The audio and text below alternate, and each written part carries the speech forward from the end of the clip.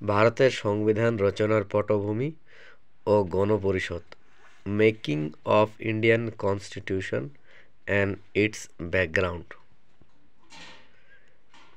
প্রথমে আমরা জেনে নেব বিভিন্ন রকম রেগুলেটিং অ্যাক্টের মাধ্যমে যে সমস্ত কাজগুলো করা হয়েছিল ভারতে সেগুলোর ব্যাপারে। দ্য রেগুলেটিং অ্যাক্ট 1773, এই অ্যাক্টের মাধ্যমে একজন প্রধান বিচারপতি ও 3 জন বিচারপতির সমন্বয়ে সুপ্রিম কোর্ট অ্যাট কলকাতা 1774 স্থাপিত হয়। গভর্নর জেনারেল অব বেঙ্গলকে সহায়তা করার জন্য 4 সদস্য বিশিষ্ট এক্সিকিউটিভ কাউন্সিল গঠন করা হয়। Pitt's India act 1784, regulating act 1773-এর ত্রুটি বিচ্যুতি সংশোধনের লক্ষ্যে পিটস ইন্ডিয়া অ্যাক্ট 1784 পাশ হয়, যা অ্যাক্ট অফ সেটেলমেন্ট নামে পরিচিত। চ্যাটার অ্যাক্ট 1813, এই আইনের মাধ্যমে ইস্ট ইন্ডিয়া কোম্পানির একচেটিয়া মনোপলি বাণিজ্যিক কার্যকলাপের অবসান ঘটে। অন্যান্য ইউরোপীয় বণিকদের ভারতে বাণিজ্য করার অধিকার দেওয়া হয়। খ্রিস্টান মিশনারিদেরকে ভারতে ধর্ম প্রচারের অধিকার দেওয়া হয়। চ্যাটার অ্যাক্ট 1833, ভারতে ব্রিটিশ ইন্ডিয়া কেন্দ্রীকরণের চূড়ান্ত ধাপ। এটি কেবলমাত্র প্রশাসনিক সংস্থায় পরিণত হয়। গভর্নর জেনারেল অব বেঙ্গলকে গভর্নর জেনারেল অব ইন্ডিয়াতে অভিহিত করা হয়। উইলিয়াম বেন্টিং ছিলেন ভারতের প্রথম গভর্নর জেনারেল।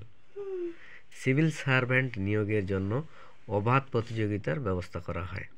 গভর্নর জেনারেল ও তার কাউন্সিলকে অবাধ ক্ষমতা প্রদান করা হয়। A law member to executive council of governor general was included. Charter act 1853, আইন বিভাগ, লেজিসলেটিভ ও শাসন বিভাগের মধ্যে পৃথকীকরণ করা হয়।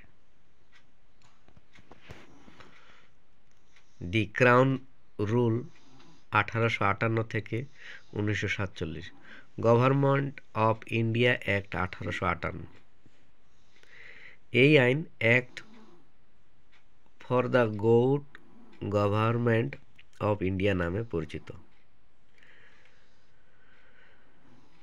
ভারতবর্ষের শাসনভার ইস্ট ইন্ডিয়া কোম্পানির পরিবর্তে মহারানী ভিক্টোরিয়ার হাতে ন্যস্ত করা হয়। গভর্নর জেনারেল অফ ইন্ডিয়া পদের নামকরণ করা হয় ভাইসরয় অফ ইন্ডিয়া। ভাইসরয় ছিলেন ভারতে ব্রিটিশ ক্রাউনের প্রতিনিধি। ভারতের প্রথম ভাইসরয়ের নাম lord Canning. Government of India অ্যাক্টের মাধ্যমে ভারতে দ্বৈত শাসন বিচার ব্যবস্থার অবসান ঘটানো হয়। India council act 1861, Kolkata, Bombay ও মাদ্রাজে হাইকোর্ট প্রতিষ্ঠা হয় ইন্ডিয়া কাউন্সিল অ্যাক্ট 1861-এর মাধ্যমে। ইন্ডিয়ান কাউন্সিল অ্যাক্ট 1892, আইনসভাকে লেজিসলেটিভ কাউন্সিল বাজেট পর্যালোচনা করার ক্ষমতা প্রদান করা হয়। বিশ্ববিদ্যালয়, ডিস্ট্রিক্ট বোর্ড, মিউনিসিপ্যাল, জমিদার, চেম্বার অব কমার্সকে প্রাদেশিক কাউন্সিলের সদস্য নিয়োগে সুপারিশ করার ক্ষমতা দেওয়া হয়। ইন্ডিয়ান কাউন্সিল অ্যাক্ট 1909, এই আইন মরলে মিন্টো সংস্কার আইন নামে পরিচিত। লর্ড মরলে ছিলেন সচিব এবং মিন্টো ছিলেন ভাইসরয়। কেন্দ্রে প্রাদেশিক আইন পরিষদের সদস্য সংখ্যা বাড়ানো হয়। সাম্প্রদায়িক ভিত্তিতে নির্বাচন ব্যবস্থা চালু হয় এবং মুসলিমদের জন্য পৃথক নির্বাচক মণ্ডলী ইলেক্টোরেট গৃহীত হয়। লর্ড মিন্টোকে বলা হয় ফাদার অফ কমিউনাল ইলেক্টোরেট। এই আইন ভাইসরয়ের শাসন বিভাগের সঙ্গে ভারতীয়দের যোগসূত্র স্থাপন করে। সত্যেন্দ্র প্রসাদ সিনহা ছিলেন প্রথম ভারতীয় আইন সদস্য, ল মেম্বার। তিনি লর্ড সিনহা নামে পরিচিত।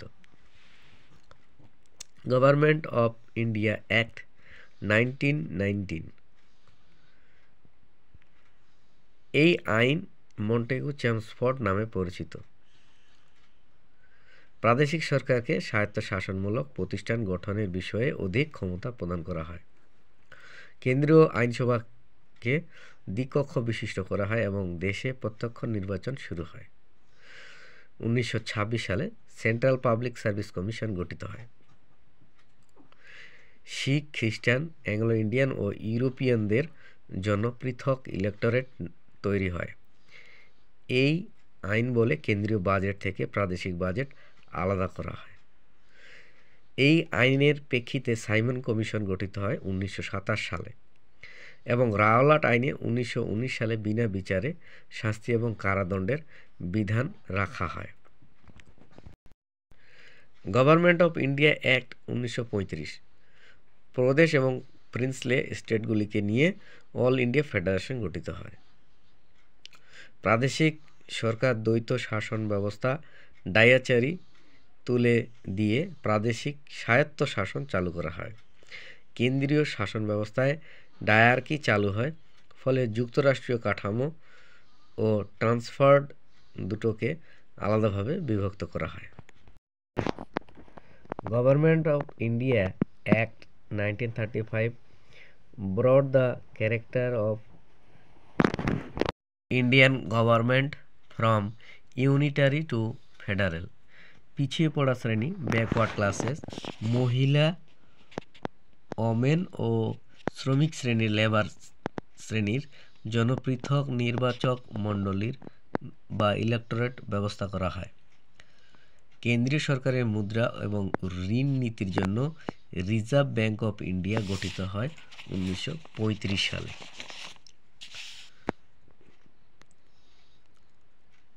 প্রভিন্সিয়াল পাবলিক সার্ভিস কমিশন গঠিত হয়। যুক্তরাষ্ট্রীয় আদালত, ফেডারেল কোর্ট এবং পরিবহন বিভাগ চালু হয়। এই আইনের ভিত্তিতে পরবর্তীকালে ভারতীয় সংবিধান রচিত হয়। মূল্যায়ন। এই আইনে প্রস্তাবনা প্রিয়াম্বল ছিল না। নাগরিকত্বের অধিকার রক্ষার জন্য বিধান রাখা হয়নি। সাম্প্রদায়িক নির্বাচন ব্যবস্থা বিচ্ছিন্নবাদকে উৎসাহিত করে। ভারত শাসন আইন 1935 জারির কারণসমূহ। সাইমন কমিশনের সুপারিশগুলি ভারতীয় শাসন ব্যবস্থায় অন্তর্ভুক্তিকরণ করা, গান্ধীজি আইন অমান্য আন্দোলন 1930, তিনটি গোলটেবিল বৈঠক 1930, 31, 32 সুপারিশ প্রণয়ন করা, গান্ধী আরউইন চুক্তির বিষয়গুলি অন্তর্ভুক্তিকরণ, পুনা চুক্তি, গান্ধীজি এবং আম্বেদকরের মধ্যে সত্যগুলি অন্তর্ভুক্তি করা, সিআর ফর্মুলা, চক্রবর্তী গোপালাচারীর সূত্রকে সিআর ফর্মুলা নামে পরিচিত।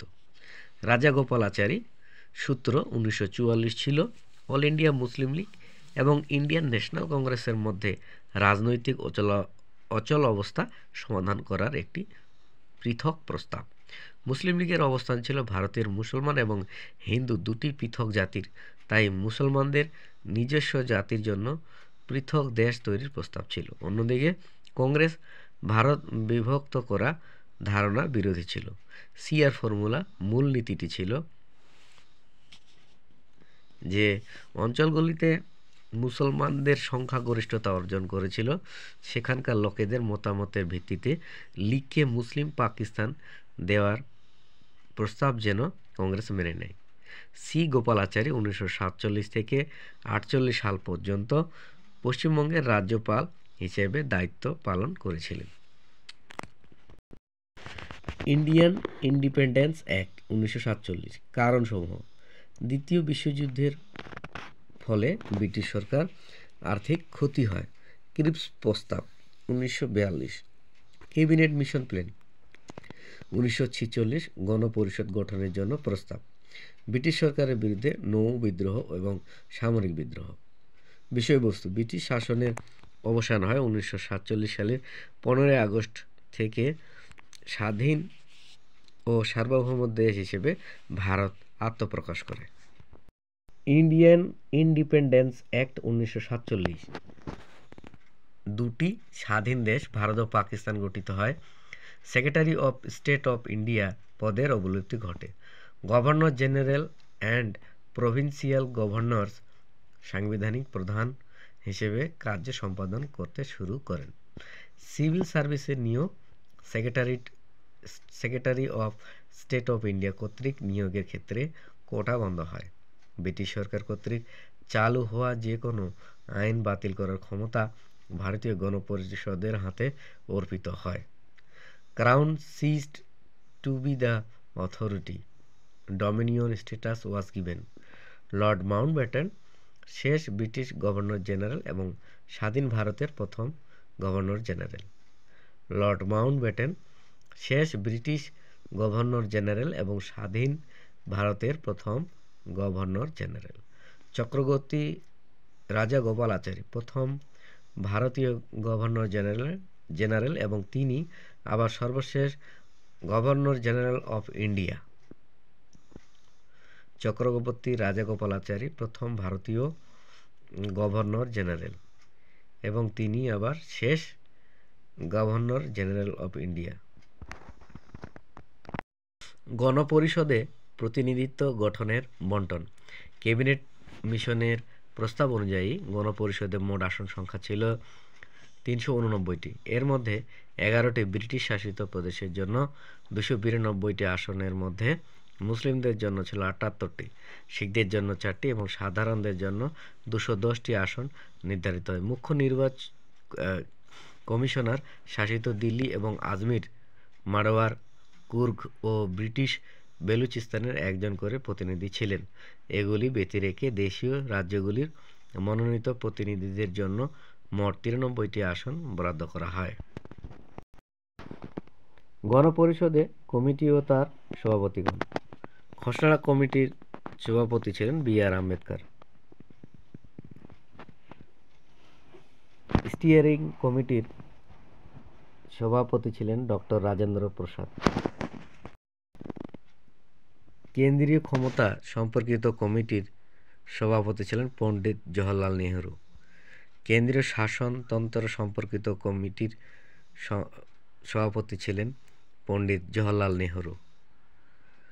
প্রাদেশিক শাসনতন্ত্র সম্পর্কিত কমিটির সভাপতি ছিলেন পণ্ডিত জওহরলাল নেহরু।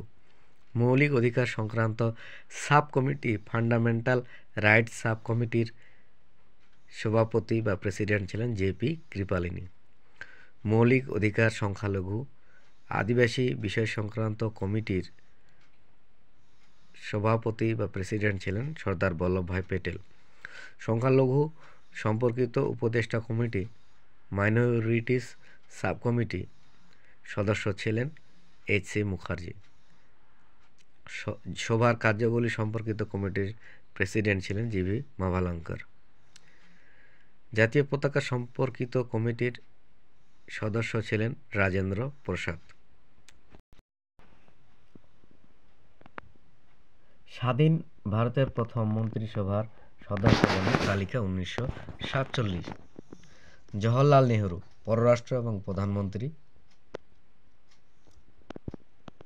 সর্দার বল্লভভাই প্যাটেল স্বরাষ্ট্র, তথ্য এবং সম্প্রচার মন্ত্রী, ডক্টর রাজেন্দ্র প্রসাদ খাদ্য এবং কৃষি, ডক্টর জন মাথাই রেল ও পরিবহন মন্ত্রী, জগজীবন রাম শ্রমমন্ত্রী, সর্দার বলদেব সিং প্রতিরক্ষা মন্ত্রী, সি.এইচ. ভাভা বাণিজ্য মন্ত্রী, মৌলানা আজাদ শিক্ষামন্ত্রী,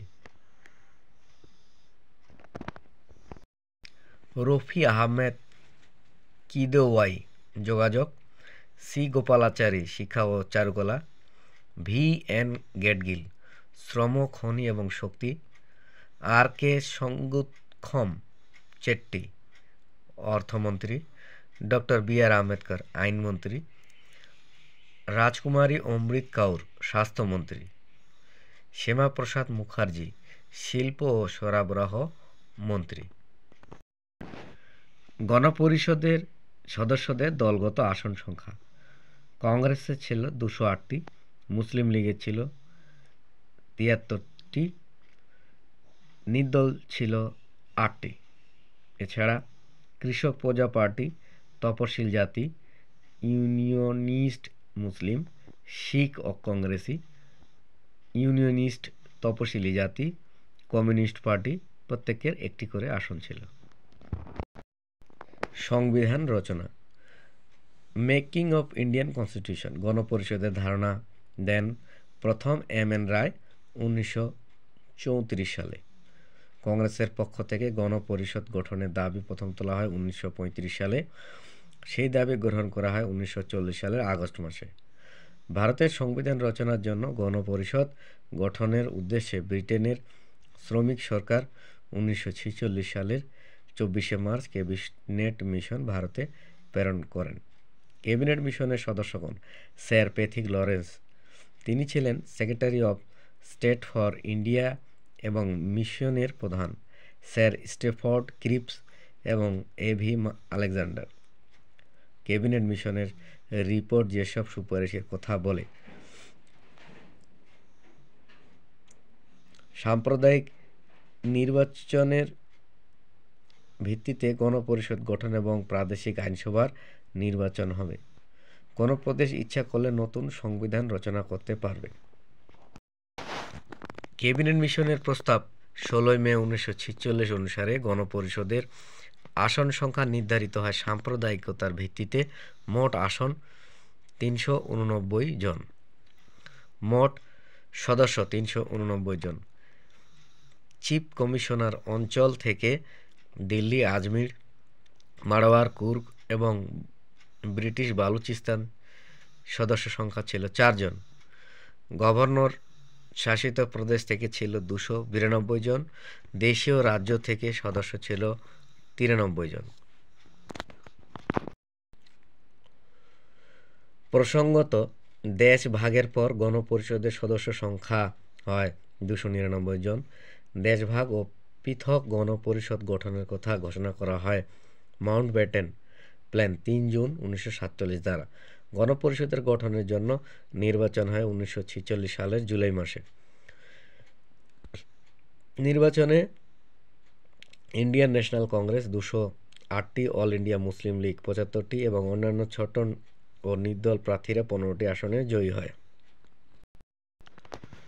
মুসলিম লীগ প্রথমে গণপরিষদে যোগ না দিলেও 26শে অক্টোবর 1946-এ যোগ দেয় এবং 1947 সালের 16ই জুলাই গণপরিষদ ত্যাগ করে। 1946 সালের 9 ডিসেম্বর দিল্লির কনস্টিটিউশন হলে গণপরিষদের প্রথম অধিবেশন বসে। যোগদান করেন 207 জন সদস্য। সভাপতিত্ব করেন ডক্টর সচিতানন্দ সিংহ।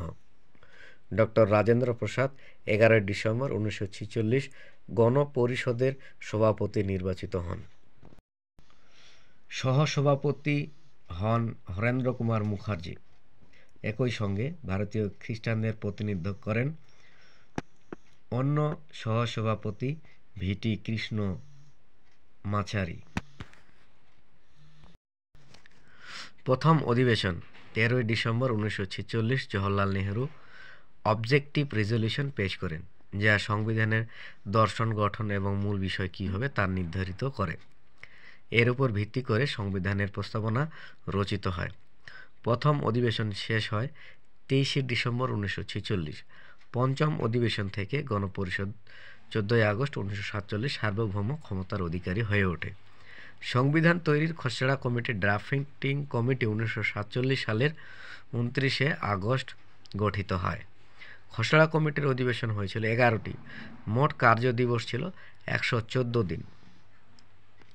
খসড়া কমিটির সদস্য ছিলেন B R. Ambedkar, N. Gopalaswami Ayyangar, K M. Munshi, Mohammad Shahidullah, N. Madhav Rao, T T. Krishnamachari, Alladi Krishnaswami Ayyar. খসড়া কমিটি সংবিধান প্রকাশ করে 21 ফেব্রুয়ারি 1948। এরপর ভারতীয় জনগণকে 8 মাস সময় দেওয়া হয় তাদের মতামত দেবার জন্য। এরপর দ্বিতীয় খসড়া প্রকাশ করে অক্টোবর 1948। খসড়া কমিটি প্রাথমিক পর্বে সংবিধানে রাখে 315টি ধারা, 13টি তফসিল। চূড়ান্ত পর্বে রাখা হয় 395টি ধারা এবং 8টি তফসিল, 22টি অংশ।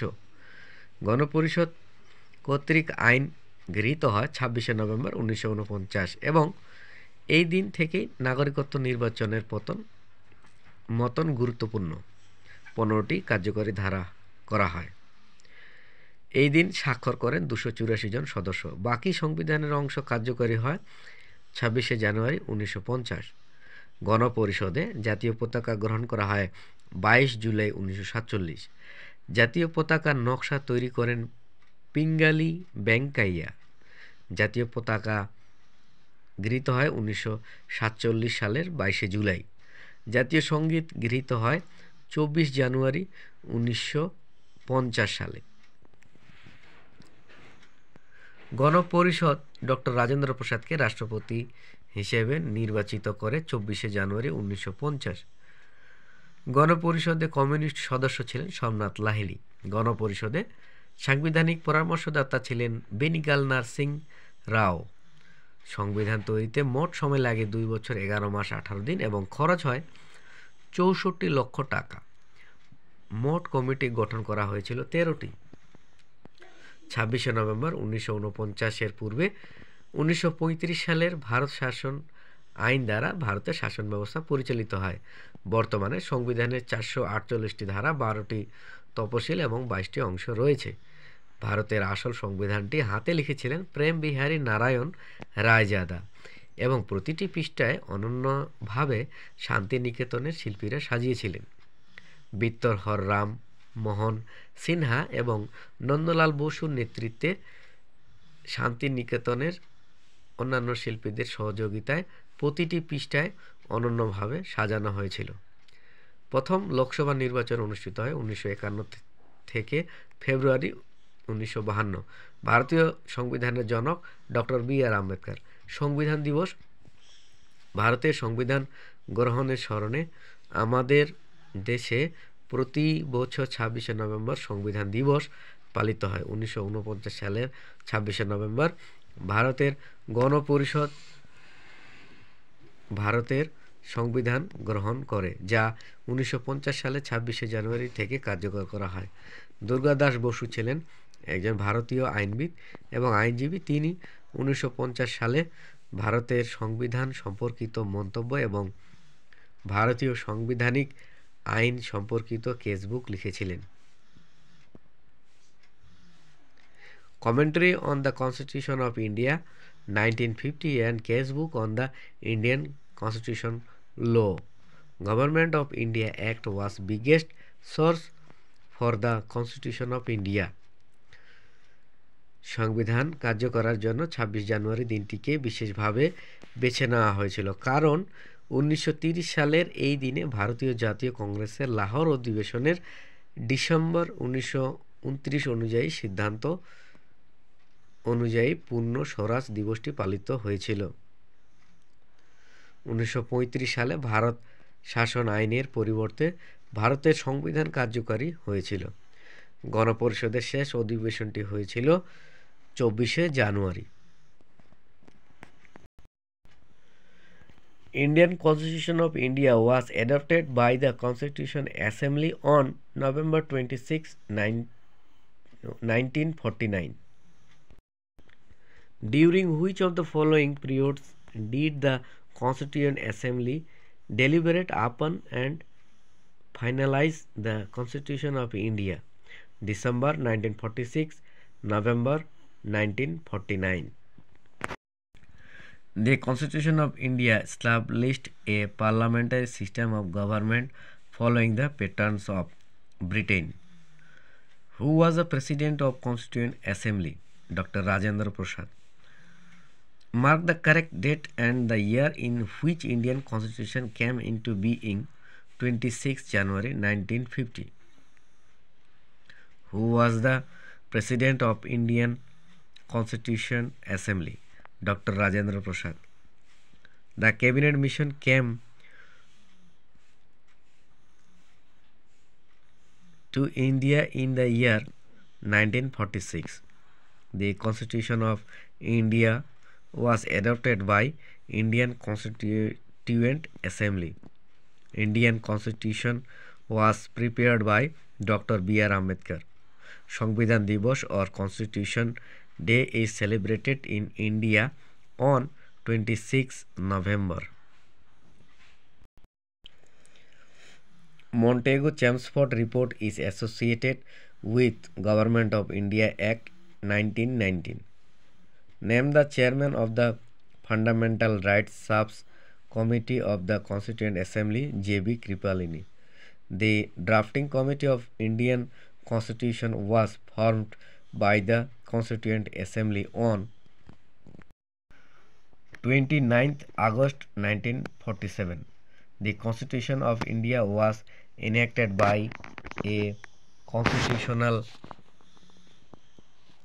assembly set up under the recommendation of Cabinet Mission Plan. The demand for a constituent assembly was for the first time authoritatively condensed by the British government through in a indirect way through August offer. Indian legislature became bicameral through which of the following Montagu-Chelmsford reforms. Before 26 November 1949, which among the following was the governing law of India? Government of India Act 1935.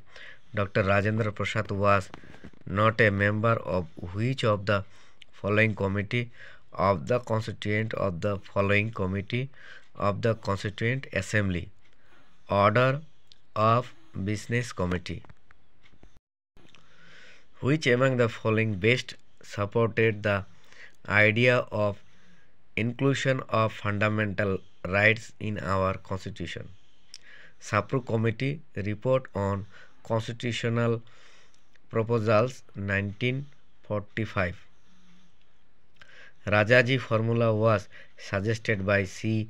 Gopalachari in 1944 primarily with a view to resolve the political deadlock in the country. How many members were there in Constitutional Assembly? 389. The distribution of power between center and state is based on the scheme provided in Government of India Act 1935. From which of the following constitution the Indian Constitution is not borrowed from? China Constitution. The first commentary to the Constitution of India is written by Dr. D.D. Bosu. The British conceded the demand for partition of India under Mountbatten Plan 1947. The first session of Constituent Assembly was held on December 9, 1946. Which of the following was not one of the feature of Government of India Act 1935? Diarchy of Centre and the Provinces. The Government of India Act 1935 vested the residuary power in the Governor General. Quit India movement was declared by the Indian National Congress in Bombay session of All India CC on 8 August 1942. Under the Government of India Act 1935, the Federal Code had all above. For the first time, the system of appeals from India to Privy Council in England was introduced by the Charter of 1726. Under the Charter of 1687, a mayor's code was established at Madras. The mayor had to be elected by the Andaman and Burgesses every year. The East India Company was established by the British Crown in the year 1600 AD. The Indian Independence Act 1947 came into force on 18th July 1947.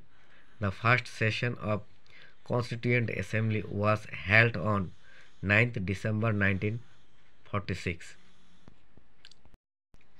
Which one of the following statement is correct?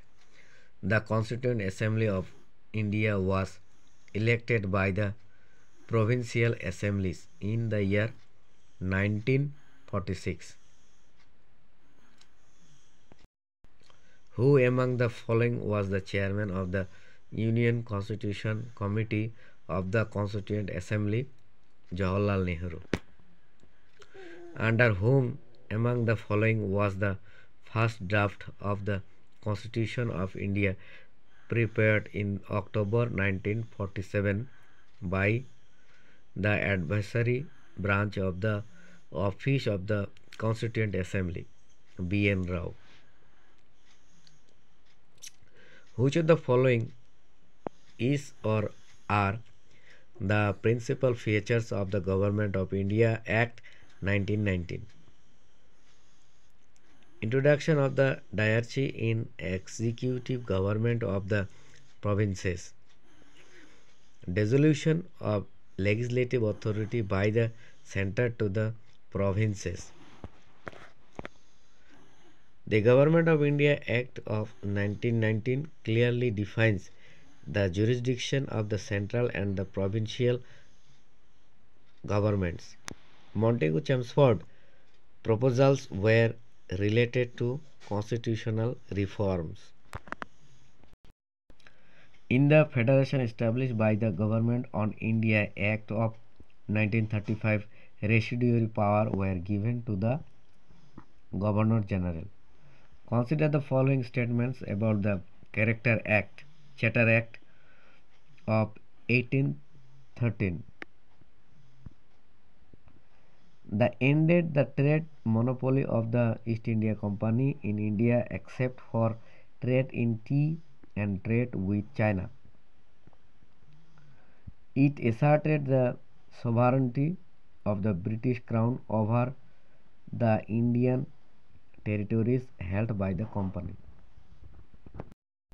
What was the exact constitutional status of India on 26 January 1950?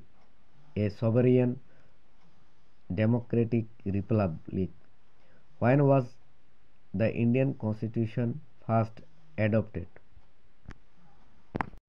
The Constitution of India was adopted by the Constituent Assembly on 26 November 1949. Choose the correct answer. The Constituent Assembly of India took about 3 years to complete its work. Who is known as the father of the Lok Sabha? G.V. Mavalankar. When was the first general election to the Lok Sabha in India held? 1951 from 1952. Who is known as the father of Indian Constitution? Dr. B.R. Ambedkar.